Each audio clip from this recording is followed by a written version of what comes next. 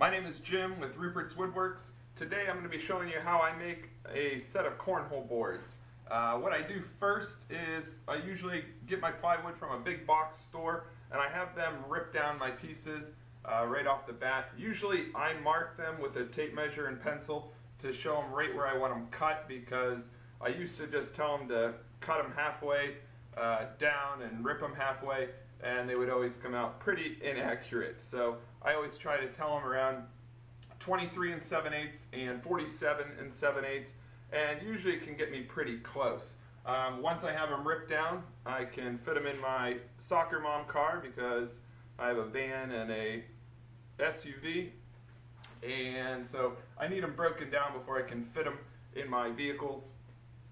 So once I have them cut down, I'll square them up when I get them home. Usually they're pretty close. I might just have to trim up one of the edges. But then another big thing, I bought one of these 4-inch hole saws, and this saves me a ton of time. I used to cut them out with a jigsaw, and the cuts would be sloppy, and it would take me a ton of time not only to cut it out, but then to sand it as well. So this cuts almost perfectly. It'll leave some of the edges frayed, but I usually just sand them down. So if you want to see how I make my cornhole sets and go from a blank slate to a piece of art, stick with me and I'll show you how.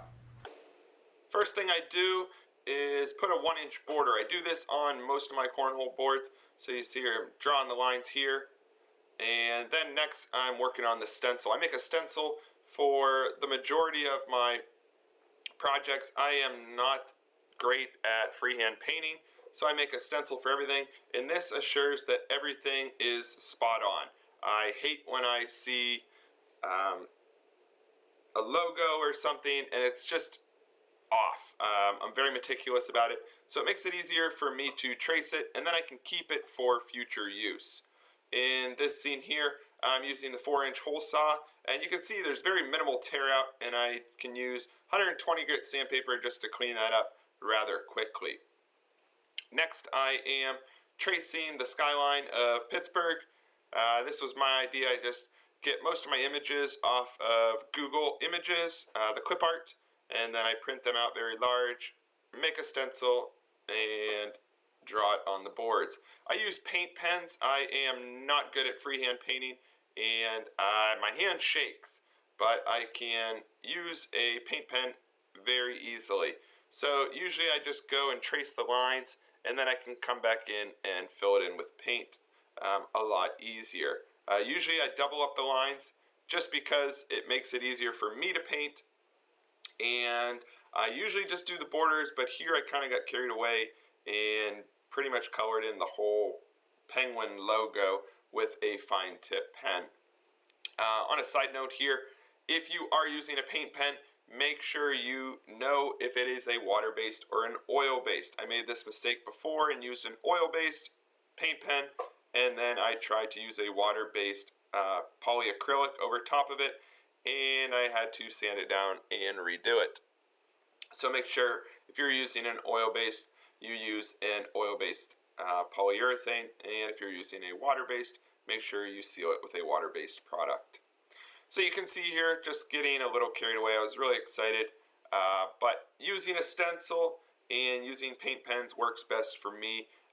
It really keeps me away from any errors, and I'll have an occasional slip up, but most of the time you can just sand it right off. So here I am filling in the entire logo with a fine tip pen, and I probably wasted a lot of ink here, but I was really excited about it. After this, I will usually come back and put another coat or two of paint, and if you are going to use paint pens, try to find a paint pen that you can get a close paint with, so you can match it up. So black, not that big of a deal. Some of the other colors, it can be difficult. So here I'm working on another board. I had 3 sets of cornhole boards that I was working on at this time. And this is in 32 speed. So I was going to edit out some of this footage, but it just looked really awesome whenever I was reviewing over the footage. So I kept it in there, and here I'm just filling it all in. And like I said before, this isn't 32 speed, but drawing a double line or tracing the double line with a paint pen really allows me to speed up the painting process. I do not like painting, not at all. So if I can spend less time doing it, then I'm going to do that. I don't mind using the paint pens. For me, it's just like coloring or using a pencil. And here I'm filling in the city, just using a small pen or a small paintbrush here, and all the marks at the bottom, I'm just getting rid of any of the paint lines. And I will come back in with a bigger brush and fill in the bottom. Like I said before, not a good freehand painter. My hands shake for some unknown reason, and this really allows me to keep everything precise and crisp. So I like to paint the top of the boards prior to assembly. This allows me to move them around quite easily. They're not as heavy and bulky. And then I paint up the sides as well, because painting the sides of plywood can be a pain.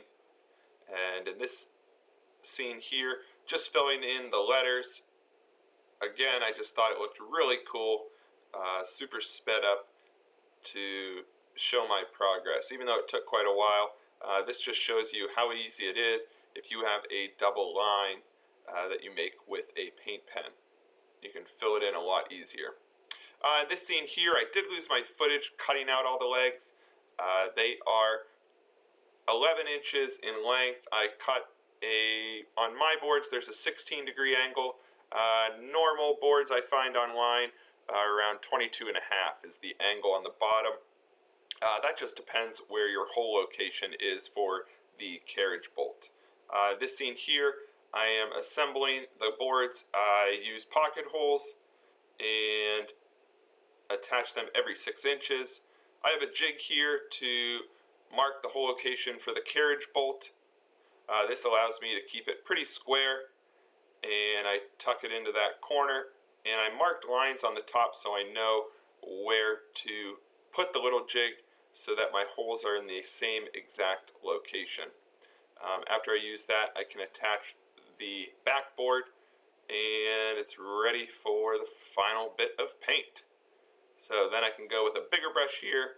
This is rather quick. And then any excess paint on the top I just hit with a fine brush. You can see there that I carry around in my mouth. After this, I let them dry, and I am ready for the top coat.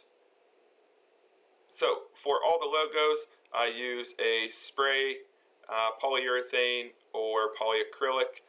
This just assures that there's going to be no runs in the paint. I've noticed in the past sometimes, especially with oil base, that sometimes it will grab the paint from the logos and kind of smear it around. So I always hit them real quick with a spray polyacrylic or polyurethane, and then go over with a brush. Here I am sanding them down. I hit them with 220, very lightly, just taking off the bubbles and bumps, making everything nice and smooth. Wipe them down with nice warm water, and then put my second coat of polyacrylic. I know polyurethane or spar urethane might work better, but if I'm using white in my logos, I like to use polyacrylic just so it doesn't turn the white areas golden or shade them. So I've been using polyacrylic quite a bit. That seems to work best. You're not leaving these out in the rain. They might get a little wet, but I don't think it will affect them. So here I'm showing you how I do the legs. I usually set up a dowel of some type, and it allows me to easily apply the polyacrylic. So here are the Lions and the Steelers boards. They were the first to go out. First time working with the Lions logo, came out great. And then here is the Penguins boards all finished up. And here's the last set of boards. I forgot to record footage before I sent them out. Alright, that pretty much wraps it up. I started this project a couple months ago, but am just getting around to finishing it now with the holidays, and I actually had a pipe burst in my garage, and over half of my garage was an ice rink. So I was not able to get out here for over a month, and plus the holidays, it really put things off. Finally got back out here, finished them up. If you have any questions or comments about the boards, please be sure to leave them down below. I respond to all the comments on my videos. I know some of you are probably going to ask about the bags. You can either buy your bags online. We actually have a close friend that is good at sewing. I am not. So we have her make the bags, and I like the heavy duty canvas ones, but everyone likes their own thing. So you'd have to check the internet out for that. If you saw any tools that you liked or that you need that you saw in my shop, I'll also leave links to all the tools that I use on a regular basis. And if you click on those links, it really helps me out. Check me out on Facebook and Instagram. The links will also be down below. And if you need anything else, let me know. All right, take care.